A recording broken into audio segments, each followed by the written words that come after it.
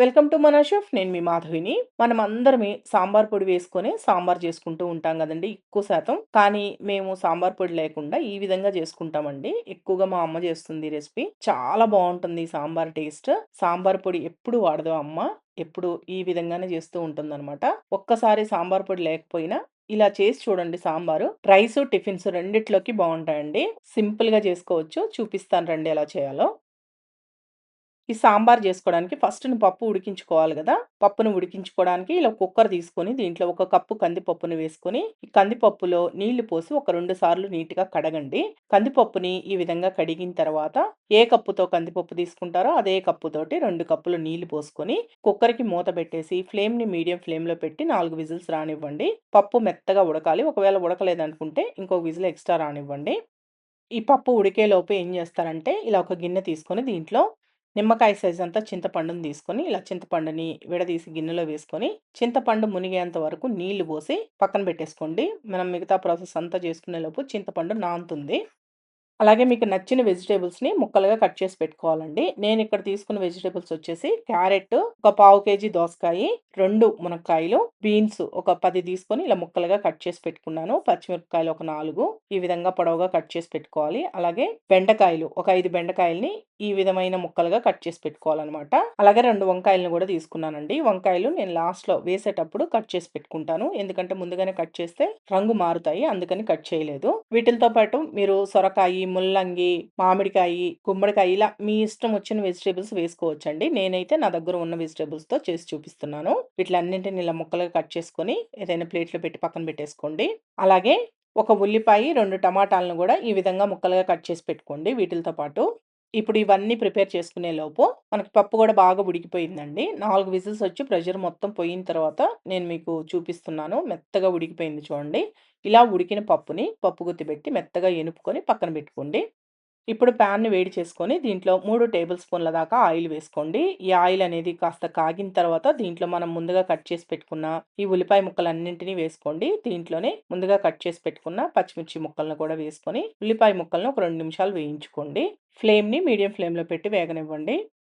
ఇప్పుడు ఈ ఉల్లిపాయ ముక్కలు కొద్దిగా వేగిన తర్వాత దీంట్లో ఒక 3, 4 వెల్లుల్లి రెమ్మల్ని కచ్చా పచ్చగా దంచి వేసుకోండి. అలాగే ఒక రెమ్మ కరివేపాకు కూడా వేసుకొని వేయించుకోండి.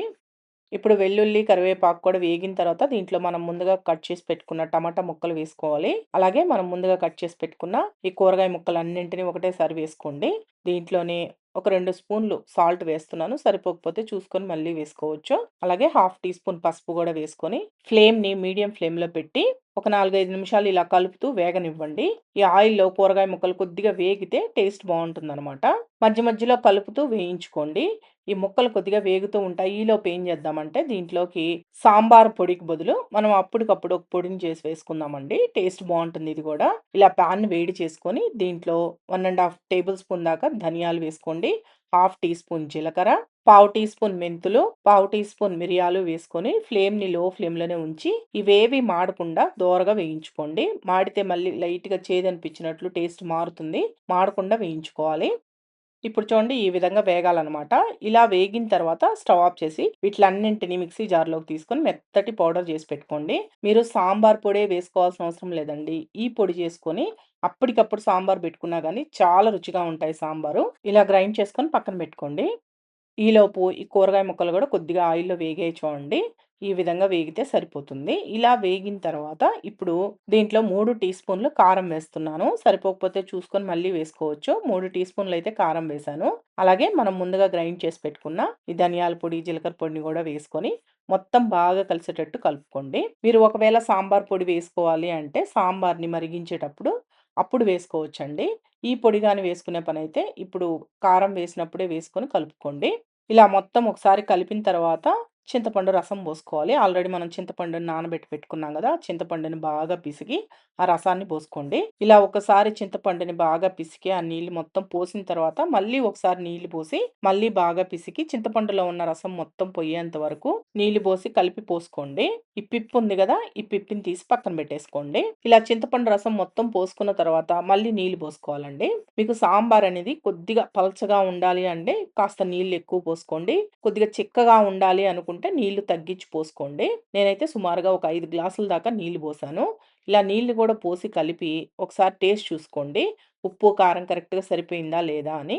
ఉప్పు, కారం సరిపోలేదు అనిపిస్తే మీ టేస్ట్‌కి తగ్గట్టు ఉప్పు, కారం వేసుకొని కలుపుకోవాలి. ఇలా కలిపేసి మూత పెట్టేసి ఫ్లేమ్‌ని మీడియం ఫ్లేమ్‌లో పెట్టి కూరగాయ ముక్కలన్నింటిని బాగా ఉడకనివ్వండి. ఇప్పుడు మూత తీసి చూపిస్తున్నాను చూడండి. కూరగాయ ముక్కలు ఆల్మోస్ట్ ఉడికిపోయాయి.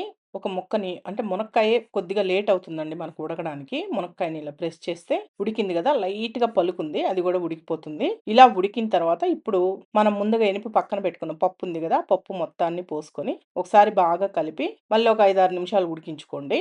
ఫ్లేమ్‌ని మీడియం ఫ్లేమ్‌లో పెట్టి ఉడకనివ్వండి.